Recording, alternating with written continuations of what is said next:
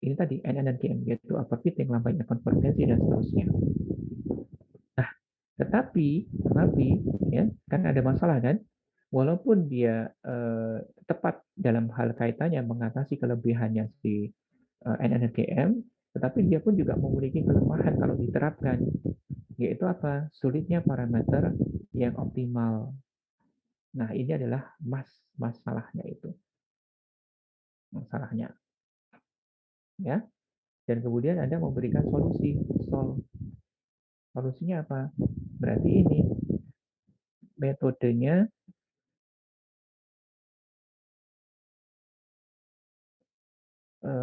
pakai digunakan metode particle swap swarm optimization.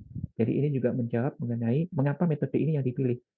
Kan tadi di awal kan ada beberapa mengapanya kan, mengapa padi, mengapa prediksi, mengapa SVM, dan mengapa PSO, gitu kan? Jadi semuanya sudah terjawab. Jadi mengapa padi? Karena ini banyak dan mengapa prediksi? Karena perlu ya, prediksi itu perlu supaya bisa digunakan secara akurat untuk proses produksi padi.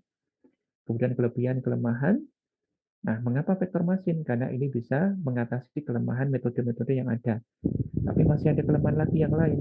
Maka digunakan metode yang dipilih, yaitu diyakini bisa mengatasi masalah SPM yang diharapkan lebih bagus tadi, yaitu pakai PSO. Jadi semuanya sudah ada di sini, ya solusi metodenya, yaitu PSO ini. Ini yang nanti akan diteliti. Apakah benar? Nanti ada jawaban sementara, dugaan sementara, ya.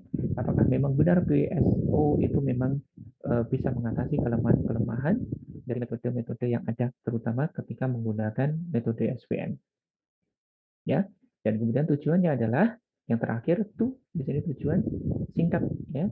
Pada pertanyaan ini akan diterapkan untuk pemilihan parameter SVM yang sesuai dan optimal sehingga spreadnya lebih akurat. Nah, ini adalah rangkuman tujuan. Nah, dari situ kemudian Anda memberikan rumusan masalah. Dan rumusan masalah itu adalah merupakan jabaran dari parameter yang disebutkan di sini. Ya, parameter di sini. Jabarannya di sini. Nah, di sini disebutkan ya, bahwa ini akan dilakukan penelitian mengenai parameter itu. Jabarkan di rumusan masalah. Yaitu misalkan apa? Kalau metode parameternya itu, SVM-nya itu apa saja yang eh, berpengaruh, parameter yang berpengaruh terhadap metode SVM. Itu yang ada rumuskan di rumusan masalah. Nah, dari rumusan masalah itu berikutnya diikuti dengan jawaban sementara atau dugaan sementara dari pertanyaan itu yang disebut dengan hipotesis. Oke, paham ya? Kurang lebih seperti itu. Nah, ini juga seperti ini, saya singkat. Di latar belakang, kenapa diabetes mellitus, karena prevalensinya tinggi, yang menderita biasanya seumur hidup, sering terjadi berbagai macam komplikasi, pengobatan mahal gitu ya. Ceritakan. Kemudian kenapa alternatif pengobatan dengan cukup karena dikenal masyarakat murah, mudah didapat, aman, pengolahan sederhana dan seterusnya. Tapi sebelumnya Anda juga ceritakan mengenai metode-metode yang sudah dilakukan oleh orang terkait dengan cukup atau terkait dengan yang lainnya.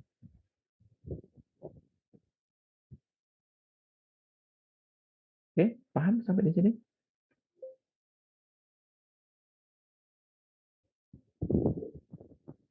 Apakah ada yang ditanyakan? Enggak ya? Nah, baik. Kalau tidak ada yang ditanyakan, eh, jadi begini nanti, ini yang nanti ada siapkan ya, ada siapkan di dalam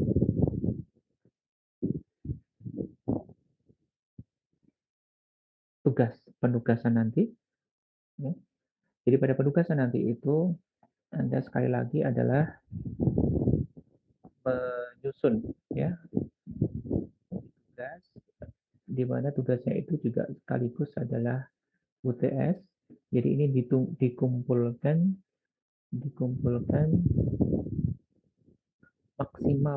maksimal pada tanggal dan jam UTS. Oke, dikumpulkan maksimal pada tanggal dan jam UTS. Ada kata maksimal. Berarti kalau misalkan Anda hari ini sudah selesai, boleh dikumpulkan. Cuma masalahnya tempatnya di ULS belum saya buat ya. Jadi nanti upload di ULS. Nanti di lokasi yang sudah saya bikinkan. Oke. Nah, untuk persiapan nanti, untuk persiapan penugasan ini, jadi nanti yang pertama adalah ada studi kasus ya, studi kasus dari minimal satu jurnal ya. Minimal satu jurnal itu maksudnya bukan minimal, dari satu jurnal utama. Maksudnya jurnal utama itu adalah ini yang Anda angkat sebagai permasalahan yang akan Anda lakukan penyusunan introduction-nya atau latar belakangnya gitu ya. Jadi sekali lagi kalau misalkan kebetulan Anda itu nanti semester depan sudah LP dan Anda mengambil judulnya semester ini dan minggu depan kalau nggak salah tadi seperti tadi itu sudah ditetapkan judul-judulnya, maka itu lebih bagus lagi. Jadi artinya bahwa Anda tidak lagi perlu studi kasus ya, tapi memang benar-benar di studi kasus atau sesuai dengan judul LP masing-masing. Ya.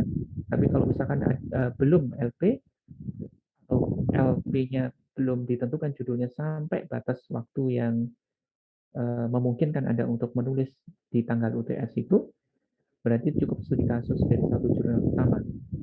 Ya, satu jurnal utama itu maksud saya adalah bahwa itu yang akan Anda angkat sebagai introduction atau latar belakang masalah itu.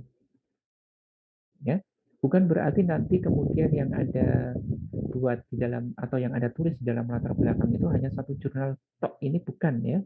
Tapi satu jurnal ini adalah yang utama yang nantinya akan Anda angkat sebagai judul di dalam penyusunan formulasi latar belakang Anda itu.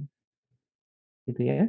Kemudian yang kedua, Anda isi, nanti saya akan bagikan spreadsheet ya. Linknya akan saya berikan, spreadsheet yang isinya adalah NRP. Tugasnya ini individu ya, tugasnya individu. Jadi kalau misalkan LP-nya ini kan berkelompok ya, LP-nya berkelompok, Anda tetap tugasnya ini nanti individu. Walaupun LP-nya itu kelompok, judulnya itu sama, tetapi untuk tugas ini individu. Artinya apa? Artinya Anda tidak boleh sama di dalam penyusunan atau pengumpulan tugas formulasi latar belakang ini ya. Walaupun yang Anda angkat adalah sama, judulnya Anda bikin berbeda, ya, judul Anda bikin berbeda, dan isinya juga harus berbeda, tidak boleh sama. Kalau sama nanti dianggap plagiaris, ya. Dan nanti kalau misalkan plagiarisme, ya nilainya akan saya nolkan. Sama, ya kalau nggak salah seperti ini, saya ingat nanti akan saya bagikan linknya. Kemudian judul jurnal utama, ya. Judul jurnal utama, apalagi nanti akan ada. Terus kemudian ini ada ringkasan dari jurnal utama ini. Ringkasannya jangan terlalu panjang, ya, jangan terlalu panjang.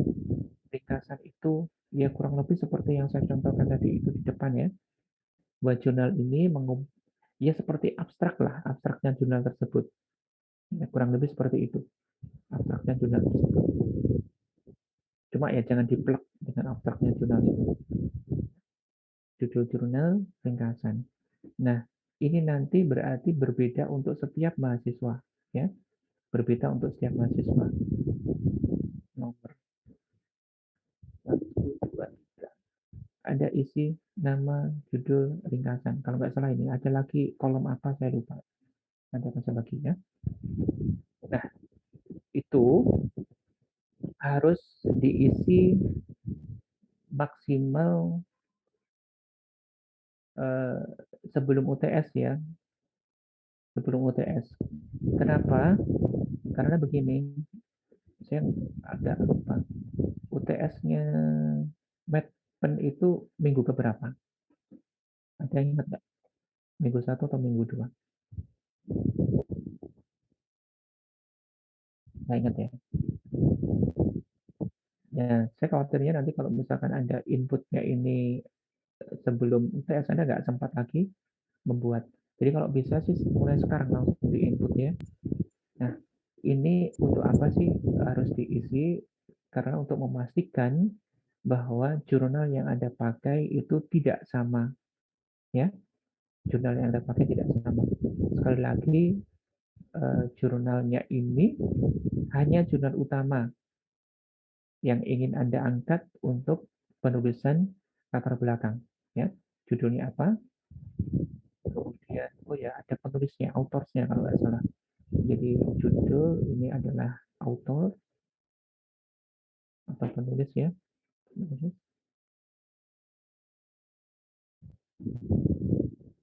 Author. Kemudian ini ringkasan. Oke, ringkasan. Nah, ini ada isi nanti. Jadi ada 54 mahasiswa ini nggak boleh sama, ya, tidak boleh sama, tidak boleh sama. Namun ketika Anda menulis introduction-nya nanti, yang Anda merujuk pada jurnal-jurnal yang lain, maka jurnal yang lain itu boleh saja sama, nggak masalah. Ya, tadi kan di bagian atas ini tadi kan, nah ini kan ada rujukan-rujukan ya, ada rujukan-rujukannya seperti ini. Ini rujukannya. Kenapa ini? Karena berdasarkan penelitian ini, dia menyatakan kayak gini. Kemudian metode-metode dari Yongsen, Disen, kemudian dari Wu, dan seterusnya. Nah, ini adalah jurnal yang untuk rujukan dalam penulisan introduction. Ini boleh sama dengan setiap mahasiswa dalam 54 mahasiswa tersebut, itu boleh saja sama, nggak masalah. Ya. Dan seterusnya. Tetapi ketika Anda menuliskan di sini yang Anda jadikan sebagai rujukan utama, ini yang tidak boleh sama. Paham ya maksud saya? Link akan saya berikan setelah ini untuk isi spreadsheet tersebut di WA group ya, di WA group. Nah, berikutnya setelah Anda mengisi ini, Anda boleh mulai menulis untuk penugasan introduction itu ya. Jangan terlalu panjang tapi jangan terlalu pendek. Kalau terlalu pendek 1 halaman itu nanti pasti nilainya sedikit ya. Rata-rata 2 halaman. Lebih dari 2 halaman juga boleh, namun usahakan 2 halaman lah maksimal. Isinya sudah termasuk 2 halaman, termasuk latar belakang itu sudah termasuk rumusan masalah,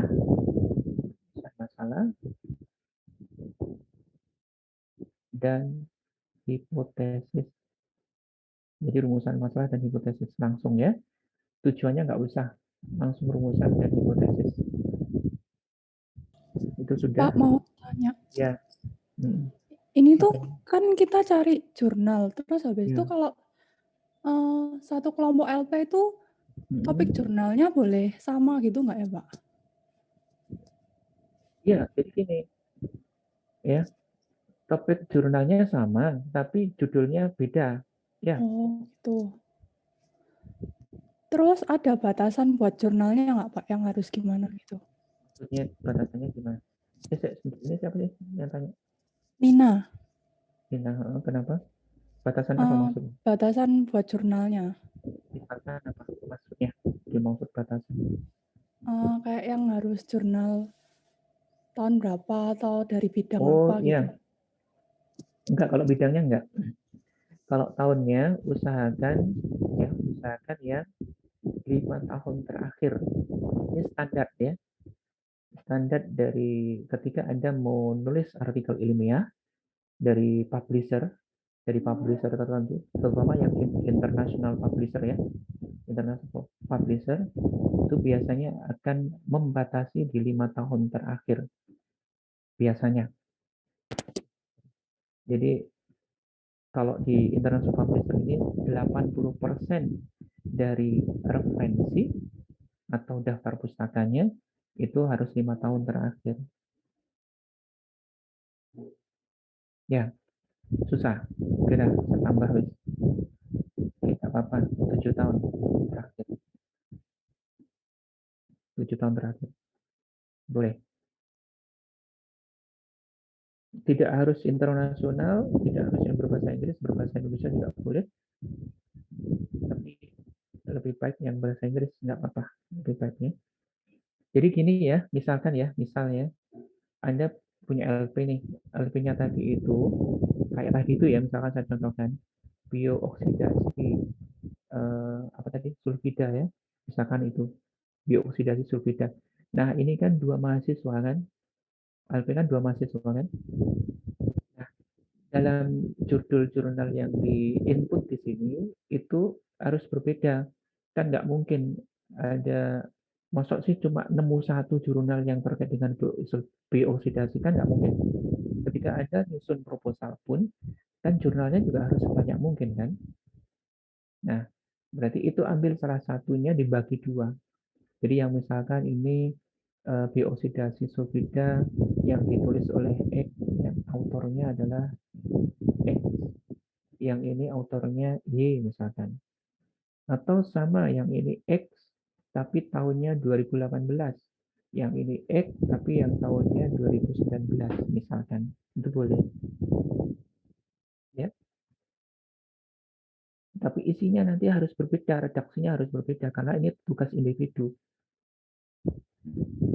Ya kan, Pak, karena berarti nanti sama gitu. Ya. eh, jurnalnya tuh harus yang apa, kayak di judulnya tuh ada tulisan jurnal teknik kimia gitu, atau yang Enggak, agak enggak, kimia-kimia gitu boleh? Oh, enggak. berarti boleh. Boleh sembarang. Misalkan bioksidasi ini ternyata kalian nemunya itu di jurnal biologi, kan bioksidasi bio ini kan juga mungkin ada di biologi dan seterusnya kan.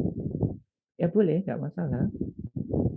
Bionature gitu ya, ada apa namanya, jurnal yang judulnya itu adalah Nature, boleh pakai aja. Atau yang environment, lingkungan, boleh. Terus jadi Nggak ada isinya itu batasan. Hmm. latar belakang, rumusan masalah, Hmm. sama hipotesis gitu ya, Pak? Ya, jadi rumusan masalah dan hipotesis itu sudah termasuk di latar belakang. Jadi, Oh, ya, paham ya? Latar iya. belakang itu kalimat-kalimat terakhirnya nanti adalah rumusan masalah dan hipotesis. Oh, iya, makasih, Pak. Ada lagi yang lain?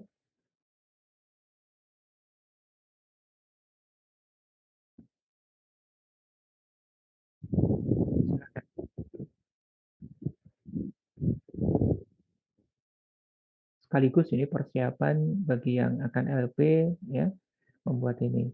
Cuma sekali lagi ya saya ingatkan, walaupun ada satu kelompok, jangan plek sama plek ya. Dan nanti kan ada pakai rujukannya juga mungkin beda-beda kan, rujukan jurnalnya tadi itu. Jangan sama plek. Terus kemudian saya ingatkan juga, jujur ya, walaupun nanti misalkan ini kan spreadsheet kan, spreadsheet itu kan bisa diedit oleh semua orang. Saya mohon jujur ya. Jadi kalau misalkan ya, nomor satu ini NRP-nya siapa gitu ya. Ini tadi misalkan NRP mahasiswa X. Dia sudah nulis judul ini nih, jurnalnya. Judulnya adalah YZ misalkan. autornya adalah A, ya. Terus kemudian sudah dia input, kemudian mahasiswa yang nomor 3 ini buka di hari berikutnya, buka spreadsheet di hari berikutnya. Terus ternyata dia mau judul yang sama ini X dengan penulis judul YZ, autornya juga A, sama persis namanya ini, namanya itu, misalkan gitu, sama persis. Terus kemudian dia lihat, loh kok ini sudah ya sama ya, terus dia hapus nih misalkan, kan bisa diedit sama dia, dihapus. Nah, jangan ya, jujurlah, walaupun itu bisa diedit, Anda bisa mengedit, bisa menghapus dan seterusnya, setidaknya hargai teman Anda yang sudah input duluan ya. Nanti Anda hapus, nanti kasihan teman Anda. Kalau ada seperti itu, pasti ada potensi bermasalah, gegeran pasti Anda nanti bertengkar. Yang repot saya nanti kalau bertengkar. Gitu ya, judul banyak, jurnal banyak banget, nggak perlu sampai menghapus punyanya orang. Oke, ada yang tanyakan sampai di sini? Permisi Pak, saya mau bertanya Pak. Ya. Ini kan tadi Pak Restu ada bilang kalau bisa judul sesuai dengan judul LP gitu ya Pak. Ya. Tapi sekiranya misalkan saya memang semester depan mau ngambil LP, tapi untuk penugasan UTS ini topiknya bukan topik yang akan saya LP-kan nanti gitu, itu tidak masalah kan ya Pak? Tidak masalah, tidak masalah sama sekali. Boleh. Baik Pak, makasih Pak. Artinya sebenarnya tugas ini itu terlepas dari LP sebenarnya. Jadi tidak ada kaitannya. Tidak ada kaitannya sama sekali dengan LP. Gitu ya.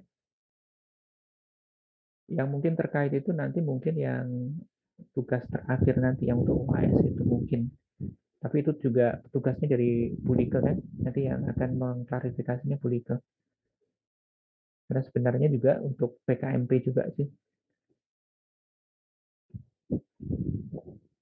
Paham sampai di sini? Sudah hampir habis waktunya. Ya. Kalau paham dan tidak ada pertanyaan, ini saya stop share ya. Nah, minggu depan hanya input itu saja ya. Jadi minggu depan tidak ada perkuliahan ya. Hanya input itu saja. Artinya nanti saya hanya ngecek di spreadsheet di jam itu. Anda nggak perlu hadir di Zoom. Ya, saya tekankan sekali lagi, minggu depan saya hanya cek di spreadsheet yang akan saya bagikan linknya setelah ini, dan Anda tidak perlu hadir di Zoom. Jelas ya? Jangan-jangan nanti Anda sudah nunggu di Zoom lama gitu nanti. Oke? Nah, sebelum saya akhiri, minta tolong kameranya dibuka semuanya untuk bukti kehadiran dan untuk laporan saya. Buka semuanya ya. Saya buka. Oke. Mudah-mudahan semuanya sudah mandi.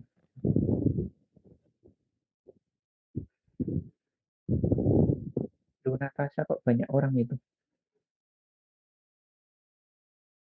Natasha dan siapa nih? Devin, Pak. Di acara wisuda, Pak. Oh, acara wisuda untuk persiapan nanti ya? Iya, Pak. Di mana? Di Westin, Pak. Oh, di Westin.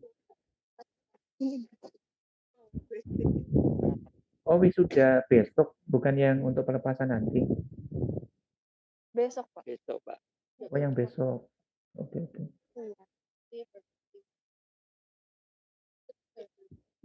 Bentar ya. Yang lain dibuka. Ada yang belum dibuka kameranya? Dibuka.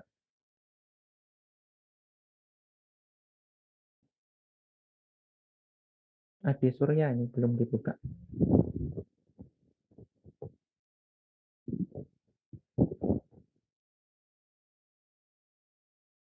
Oke. Oke, sebentar ya.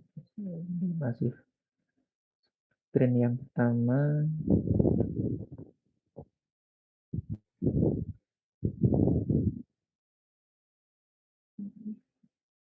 Kemudian screen yang kedua.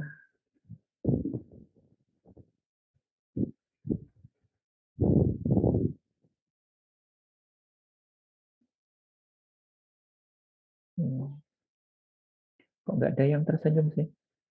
Kayaknya ngantuk semua ya. Belum mandi semua. Oke, baik. Ya, terima kasih. Sudah ya, cukup ya. Jadi sekali lagi minggu depan tidak ada Zoom ya. Saya akan cek itu dan Anda bersiap, langsung aja bersiap untuk menulis penugasan tersebut. Sudah ya, saya akhiri. Terima kasih dan selamat pagi. Pagi, Pak. Terima kasih, Pak. Ya. Terima kasih, Pak.